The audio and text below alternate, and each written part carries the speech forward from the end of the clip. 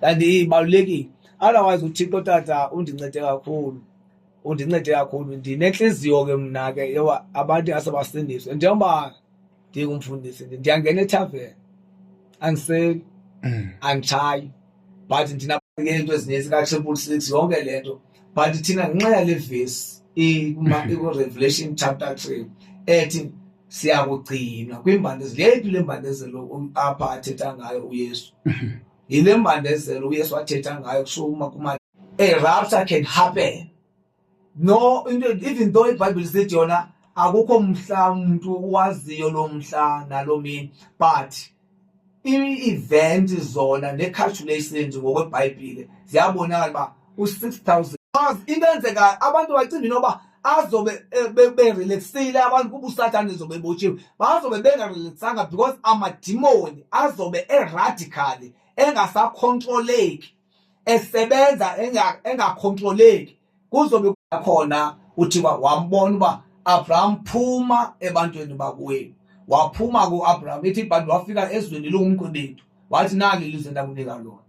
Ekuphumeni kwakho u-Abraham waphuma ke wahamba noThera, wahamba naye kamshiya utata ngoba umuntu akafuna uphuma eze kungenxa uzosihlangula. Eligama lithi rapture lithetha ukuqwilwa, to be snatched, that is kawususwa entweni usindiswa.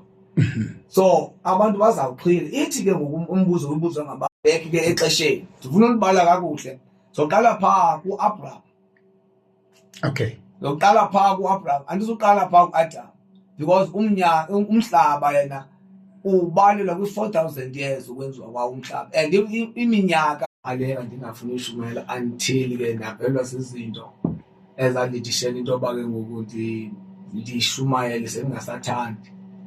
Ndiqale ushumayela ngokujonga imeko yabantu xa bekhonza fumana abantu into for uthi ndabona itrone nabahleli phezu kwazo banikwa ugwebo.